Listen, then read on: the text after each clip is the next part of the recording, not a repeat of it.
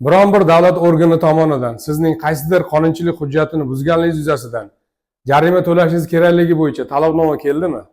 To'lashga shoshilmang. Chunki har doim ham davlat organi xodimi haq bo'lavermaydi.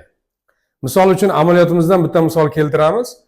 Bir tadbirkorlik subyekti ikkinchi tadbirkorlik subyektiga qo'shib yuborilganda, ularning oxirgi kalendar yili davomidagi o'rtacha aylanmasining summasi 50 ming baravaridan oshsa, tegishli tartibda antimonopoliya komitetiga murojaat qilgan holda ularning roziligi asosan qo'shib yuborilishi kerak degan qonunchilikda norma mavjud.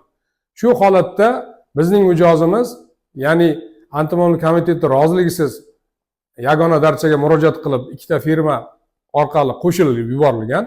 Biroq antimonopoliya komiteti tomonidan ushbu holat noqonuniy deb topilib, 1000 baravar jarima to'lash bo'yicha qaror chiqarilgan. Va bizning tashabbusimiz bilan bu sud tartibida ko'rib chiqildi va bevosita 1000 baravar jarima to'lash to'g'risidagi antimonopoliya komiteti qarori bekor qilinib, xodimga nisbatan intizomiy jazo qo'llanildi.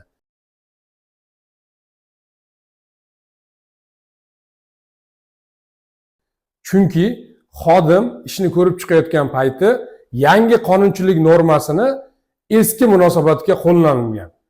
Ya'ni O'zbekiston Respublikasi qonunchiligiga asosan yangi chiqarilgan qonun qarorlar, ya'ni ular kuchga kirgan sanasidan keyingi munosabatlarga ta'sir qiladi.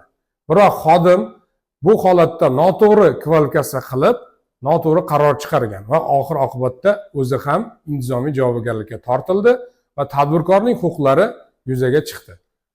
Hurmatli tadbirkorlar, sizda ham shunday muammolar bo'lsa, savollaringizni kutib qolamiz. Biz doim sizga yordam berishga tayyor.